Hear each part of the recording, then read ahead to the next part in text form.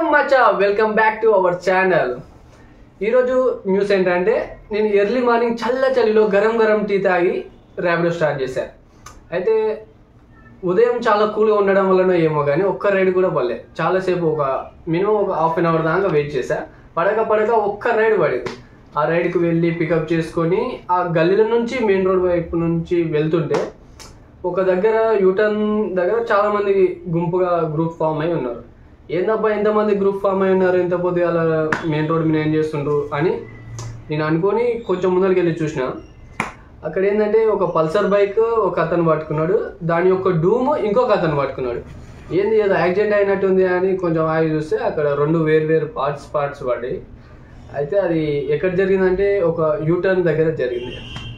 అది ఏదో చిన్న ఇన్సిడెంట్ వల్ల అలా జరిగింది.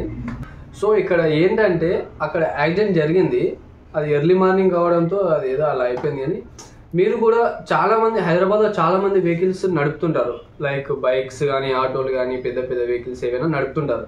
అయితే మీరు అందరూ కొంచెం చూసుకొని నడపండి. ముఖ్యంగా ర్యాపిడో ఊబర్లు నడిపే వాళ్ళు కొంచెం చూసుకొని నడపండి. ఎందుకంటే వాళ్ళు అంటే పార్ట్ టైం కానీ ఫుల్ టైం కానీ ఈఎంఐల కోసం రూమ్ రెంట్ల కోసం పైసలు 4 రాళ్ళు ఇంట్లో వేసుకోనికే చేస్తుంటారు.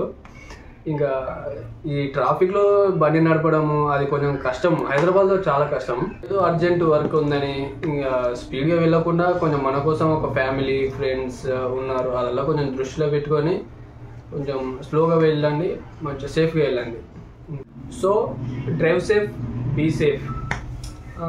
That's all for today content. Don't forget to like, share, subscribe. Let's meet again with the next video. Thank you for watching.